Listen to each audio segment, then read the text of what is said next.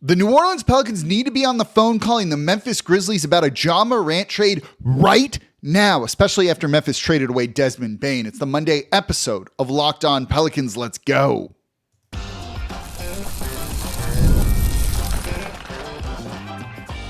You are Locked On Pelicans, your daily New Orleans Pelicans podcast, part of the Locked On Podcast Network, your team every day. Welcome to another edition of Locked On Pelicans, the daily podcast covering your favorite team, the New Orleans Pelicans and NBA, part of the Locked On Podcast Network, your team every day, available wherever you get your podcasts and available on YouTube. I'm your host, Pelicans Insider, credential member of the media, Jake Madison, at NOLA Jake on Twitter. Here with y'all on this Monday. We are inching closer to the draft. We're going to have a lot of draft coverage on the show this week. But oh boy, there was a big deal that went down in the NBA on Sunday. Happy belated Father's Day to everybody, by the way. Maybe your day was taken up reacting to this trade of the Memphis Grizzlies trading away Desmond Bane to the Orlando Magic. There's a knock-on effect in multiple ways for the Pelicans. We're going to break it all down in today's episode of Locked On Pelicans. Today's episode of Locked On Pelicans is brought to you by FanDuel. Right now, new customers can get $200 in bonus bets when your first $5 bet wins. And of course, thank you for making Locked On Pelicans your first listen today and every day. We're here Monday through Friday, the #1 Pelicans podcast covering everything you want to know about this Pelicans team. So please subscribe wherever you get your podcasts and join over 11,000 Pelicans fans on YouTube as well. And you can now watch Locked On Pelicans on the Gulf Coast Sports and Entertainment Network at 10:30 a.m. every single weekday, channel 7.1 here in New Orleans. This is actually the first episode, I believe, that is on there. So if you're watching in that capacity, thank you for making Locked On Pelicans part of your day. We've got a whole 2-hour Locked On block on Gulf Coast Sports and Entertainment Network, which I think is a super cool thing. So give it a chance that way. By the way, if you have an office, something like that where there's a TV on, keep it on Gulf Coast Sports and Entertainment from 10 until noon every day. Get more people watching the show that way. So let's get into it. The big news of the day and how this impacts the Pelicans is that the Memphis Grizzlies traded away Desmond Bane to the Orlando Magic for Cole Anthony, Kentavious Caldwell-Pope, 3 first-round picks and 1 first-round pick swap. And at first, my goodness, is that an overpay? And we'll get into that a little bit more in the next segment because it kind of sets the floor for a Trey Murphy III or Herb Jones trade, I think. But does that mean that the Memphis Grizzlies are rebuilding? Look, I'm admittedly a big time Desmond Bane fan. I think that guy is really good. I think he's a borderline all-star, has all NBA potential, in my opinion. I think he is that good of a player. For his career, he's averaged 17.8 points per game. For his career, get this, 41% from 3 on over 6 attempts per game. Basically, last year was a down year shooting for him, and he shot 39%. 6.1 rebounds, 5.3 assists, 1.2 steals. A lot of people are going to kind of compare this to Trey Murphy III, and we'll get into it. Desmond Bane basically averages more points, rebounds, and assists than Trey Murphy does, and Desmond Bane is a guard. Think about that when it comes to the rebounding part, and he's a good defender, in my opinion. Trey might have a higher ceiling, but I honestly think Desmond Bane might be a better player right now. Now, that might change after this coming year, and their contracts need to be a factor into it, but I'm a big Desmond Bane guy. I think this is a fantastic move for the Orlando Magic. And look, Kentavious Caldwell-Pope is fine. Down year in Orlando last year, right? You know, Cole Anthony is fine as a backup point guard, and those picks are something, right? You get the 16th pick in this draft. You have the Suns pick, but there's some stipulations on it next year. Then you get an unprotected first-round pick and a swap. The picks aren't incredible here, but you at least get it in volume if you don't get a singular good pick out of this, and that's kind of the path to making a deal work like this. So if this is what Memphis is doing, and this trade's done, they're a worse team now than they were a day ago. So does that mean that team is rebuilding? And look, I'm not entirely sure that they are. Let's be upfront about that right now. They traded, their ceiling right now for more flexibility, which can be a really important thing, but they are a worse team. But if they are rebuilding, I'm not convinced they are, at the very least, New Orleans needs to call about Ja Morant right now and just try and get a deal done. Look, this Desmond Bane trade provides the framework for kind of every deal going forward for the most part. Orlando managed to keep Jalen Suggs out of this trade, so we're going to use that as a blueprint for 2 Ja Morant trades here. And look, you're going to have to give up stuff. Ja Morant, you could argue, is a better player than Desmond Bane, has a higher ceiling than Desmond Bane, even if Ja Morant has his problems. And trading for him would be a risky proposition for New Orleans, certainly. This is someone who's only played over 70% of the games once, I think, in his career. Basically, he misses a lot of time. He's not a good three-point shooter either. 31.6% from 3, and he can be very turnover prone at times. Every single season, he has averaged over 3 turnovers per game. There's a lot to like about Ja Morant. There's a lot not to like about Ja Morant as well. Truthfully, 50 games last year, 9 the year before, 61 before that, 57, right? This is someone who's never played 70 games in an NBA season. But when he plays, he can be a difference maker and a very talented player. He's not an elite defender or anything like that. So here's 2 options when it comes to a trade. First is, under this league new year, so before the draft, let's call it, CJ McCollum, Herb Jones for Ja Morant and Brandon Clark. You also need to include the 7th pick this year in that deal and the Indiana pick next year and a future unprotected pick or a pick swap, something like that. Basically, 2 firsts and 1 bad first in a sense. And I think that Pacers pick next year could be a bad first too, most likely. But here, look, you're matching the salary with CJ McCollum. You're including a good player in Herb Jones, as much as it pains me to trade away Herb Jones. And you're including the 7th pick. While you might not throw the same amount of volume that you would to the Memphis Grizzlies as they got in Desmond Bane here, the pick of number 7 is much more quality, and it lets them do their rebuild here. And now all of a sudden you're starting, Trey Murphy in the starting lineup, Zion in there too, Ja Morant as well, and you can kind of figure it out from there. That's a trade that I would be looking at. That's a trade that I think you could convince Memphis to do. The other trade would be under next league's new year, so after July 1, and this is where it gets a little bit more interesting. This is CJ McCollum, DeJounte Murray, Herb Jones for Ja Morant, Brandon Clark, John Conchar, and then a sign and trade Marvin Bagley III. And you're going to need to include more first-round picks. Partially because DeJounte Murray, if you can get off of him in this deal, would be really smart for New Orleans and kind of fixing their books here a little bit, right? He's a negative asset, so you're going to need to attach more to basically just get off of him. Kentavious Caldwell-Pope, who I believe is an expiring in this trade from Orlando, is considered a negative asset. So basically, Orlando was going to need to include more just to offload his contract, even though his contract and him as a player makes more sense to the Memphis Grizzlies. So if you're putting in someone like DeJounte Murray, who's got 2 more years, basically $60 million total after next season, you're going to need to attach stuff to it.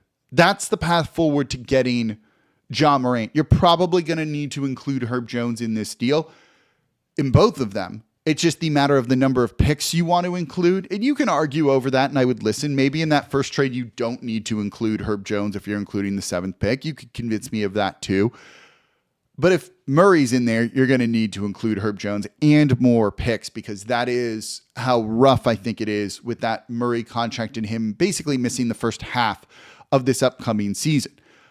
I don't love this trade. Either of these deals I don't particularly love. I think that is rich for a risky player. Desmond Bane is not a risky player in my opinion. Ja Morant is. I would have done that, some sort of trade like this for Desmond Bane personally. I think he is that good of a player. Big Desmond Bane guy, if you don't understand yet. He's played a number of games. He tends to be pretty healthy. He kind of fits on every single team. But as long as you're not giving up Trey Murphy III in a Ja Morant deal, I think you can get it done. It gives just an elite point guard to pair with Zion Williamson. And if you're going to go for it, just go for it. And look, you're going to have to overpay to go and get your guy, just as Orlando overpaid to go and get their guy. And speaking of overpay, look, this sets the floor for Trey Murphy III and Herb Jones. And then you're going to be like, wait, why are you including him in the trade if the floor is this kind of deal? I'll explain why. That's coming up here next in today's episode of Locked On Pelicans. Today's episode of Locked On Pelicans is brought to you by Monarch Money. You ever check your bank account and go, where'd all my money go? Between dining out, online shopping, entertainment, it's really easy to lose track. And that's where Monarch Money comes in. It's your personal CFO giving you full visibility and control over your finances. And Monarch Money isn't just a budgeting app. It's a complete financial command center. So you can track all your accounts, investment, and spending in one place, so you stop just managing your money and you start building wealth. So when I started using Monarch Money, I realized how much I was spending on food delivery. Now I can cut down on that and those fees, budget smarter, save more. And if you're looking to make a big purchase, maybe you're saving up to buy a home, a car, whatever it might be, you can do all of that in one spot on Monarch Money. It makes it easy to achieve your goals and track your goals and helps you get there. So take control of your finances with Monarch Money. Use code LOCKEDONNBA at monarchmoney.com for 50% off your first year. That's monarchmoney.com. Code LOCKEDONNBA for half off your first year. And thank you for making Locked On Pelicans your first listen today and every day. We're here Monday through Friday, the #1 Pelicans podcast, covering everything you want to know about this Pelicans team. So please subscribe wherever you get your podcasts and join over 11,000 Pelicans fans on YouTube as well and become an everydayer. That means you listen Monday through Friday to the Locked On Pelicans podcast, whether that's on YouTube, wherever you get your podcasts, and now on the Gulf Coast Sports and Entertainment Network. For your second listen, look, we're getting close to the draft. That means you've got to be listening to the Locked On NBA Big Board podcast. It's there 5 days a week, making sense of all the biggest rumors, NBA workouts, player comps, all of those with host Rafael Barlow, who I'm hoping to get on the show this week. Go check out Locked On NBA Big Board wherever you get your podcasts. All right, let's talk about this setting the floor for trades going forward, right? It takes one domino to fall. We figured it might be Kevin Durant, and then this trade kind of comes out of nowhere as a pretty big blockbuster, in my opinion. Desmond Bane's a real good player. And this tends to set the market for everyone else. Desmond Bane is in the same kind of category as Trey Murphy, less so Herb Jones, but pretty much about the same as Trey Murphy. I do think Desmond Bane is a slightly better player, especially on both sides of the ball when you're factoring in defense, right? The fact that he is 5 inches shorter than Trey Murphy, but averages more rebounds, even per 36 minutes than Trey Murphy III does, I think really says something about Desmond Bane. Per 36 minutes, right, he averaged 21.7 points per game last year, 7 rebounds and 6 assists, while making almost 3 threes per game in a down shooting year. Again, he's a career 41% shooter from 3 in 5 seasons. The dude is fantastic, and he's a good defender, right? But his contract's not as good as Trey Murphy's. You want guys to be lower the better, right? Next year, Desmond Bane is going to make $36.7 million. That's essentially $11.5 million more, let's make the numbers easy, than Trey Murphy. That matters. Your contract matters. And though Bane is under contract in the future, Trey's starting at $25 million next year, makes him maybe more appealing to teams because it's easier to get that deal done. Herb Jones on his really good contract is limited by his offense, but the contract is really good. The defense is elite. So he's going to command a lot when you look at those two things, and him making the money that he's making significantly less than everyone that we've mentioned so far. So, when you look at the deal for Desmond Bane, it's an overpay. It's an overpay. While I love Desmond Bane, basically 4 first-round picks is a lot. Cole Anthony's not going to fetch you a first-round pick, right? Neither is Kentavious Caldwell-Pope. You probably have to attach assets to move him, and they did in this sort of thing. But then you kind of get into this deal, and one, the picks don't look amazing, right? And that's where I think this gets interesting. If you're the Orlando Magic and you're giving up those picks for a guy like Desmond Bane that fits perfectly, I don't really care.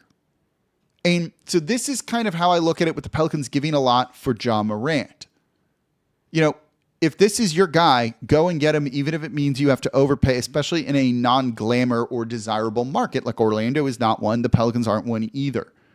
So go and get your guy, even if you have to overpay a little bit. The everydayers of the show have heard me say this for a while.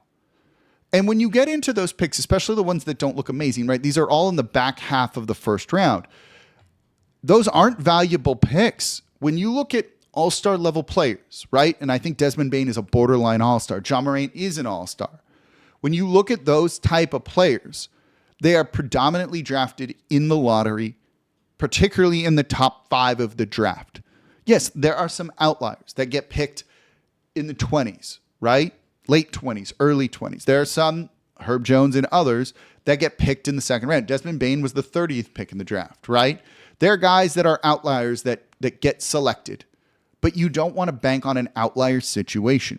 So with all of those plethoras of picks that you get in a deal like this, you hope one of them becomes Desmond Bane.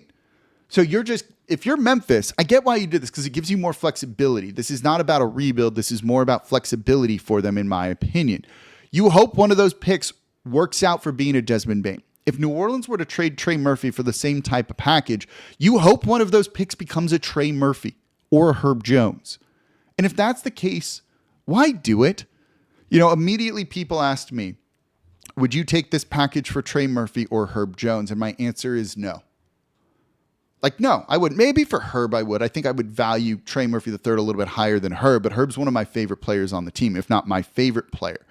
So no, if you hope that one of those picks turns into the player that you're trading away, why would you do this? Now, if you're going through a full rebuild, if you're the Mavericks and you're building around Cooper Flag, yeah, maybe you should trade away Anthony Davis. Sure. Or even if you're the Pelicans and you're going to build around the 7th pick and it's Jeremiah Fears or an Ace Bailey, maybe you go and do that. But if you're trying to compete, maybe not, right? Now, Memphis has a good argument for it because they looked at their roster and realized they needed flexibility over continuity and that this roster just probably wasn't going to go in the directions that they wanted it to go. So they made this kind of move. They're going to look to trade Kentavious Caldwell-Pope later and add first-round picks to him to get something better, right? That's what they're going to look to try and do. You might look to move Cole Anthony plus some first-round picks to get a third star that you think was just not Desmond Bane, or you just needed to do something different, right? Their GM at his end-of-season media availability was like, yeah, this wasn't good enough and we got to make some big changes.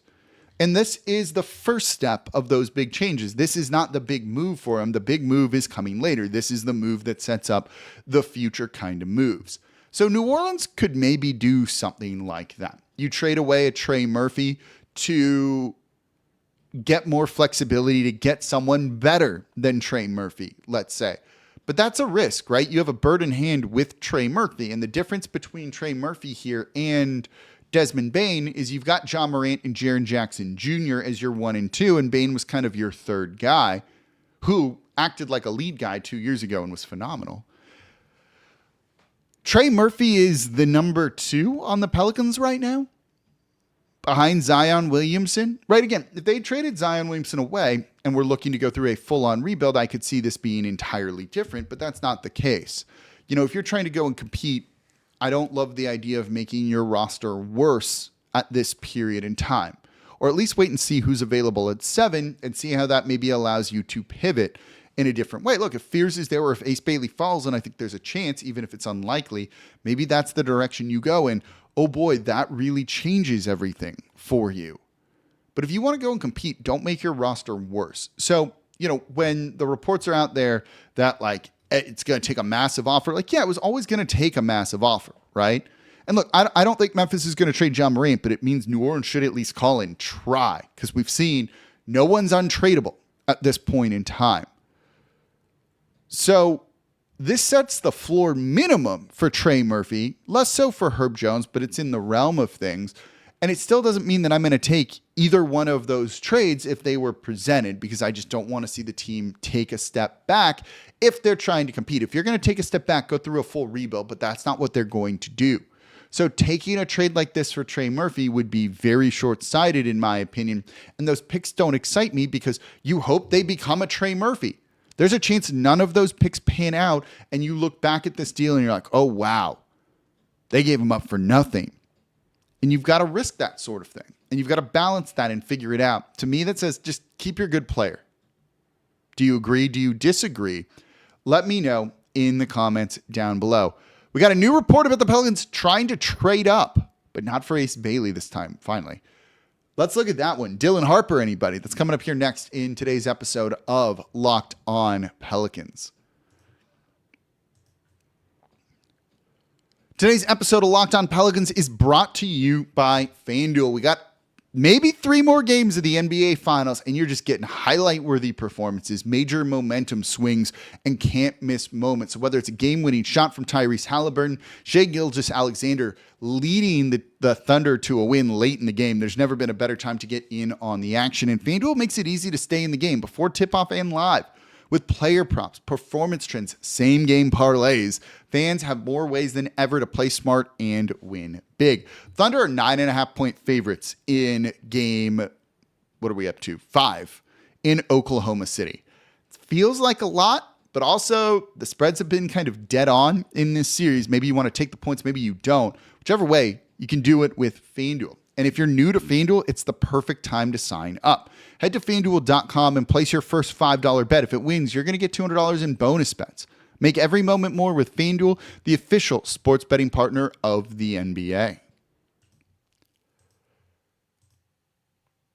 And thank you for making Locked On Pelicans your first listen today and every day. We're here Monday through Friday, the #1 Pelicans podcast, covering everything you want to know about this Pelicans team. So please subscribe wherever you get your podcasts. Join over 11,000 Pelicans fans on YouTube and watch us at 10:30 a.m. every weekday on Gulf Coast Sports and Entertainment Network. For your second listen, check out the 2025 Locked On NBA Mock Draft, a 5-episode series with the most comprehensive draft analysis from NBA experts, college experts, and draft experts. Find the 2025 Locked On NBA Mock Draft on NBA Big Board and Locked On NBA on YouTube and wherever you get your podcasts. The pick where I do 7 is going to be here in my feed as well. So let's wrap up the show with a rumor that, yeah, sure, but don't read too much into this one. This one comes from Sam Amico, who admittedly, I don't know how plugged in he is. And this is not, I don't mean this is a shot. This is just not someone I trust like some of the other names that are out there. Let's leave it at that, right? Like, I think there's other people that when they say something, I'm like, oh, I'm listening. There's some people that I'm 50-50 on when it comes to that. Some people I don't pay attention to at all. Miko's somewhere in there. It's not in that group where I'm like, oh, you got to listen. You got to pay attention. When he says something, that's something.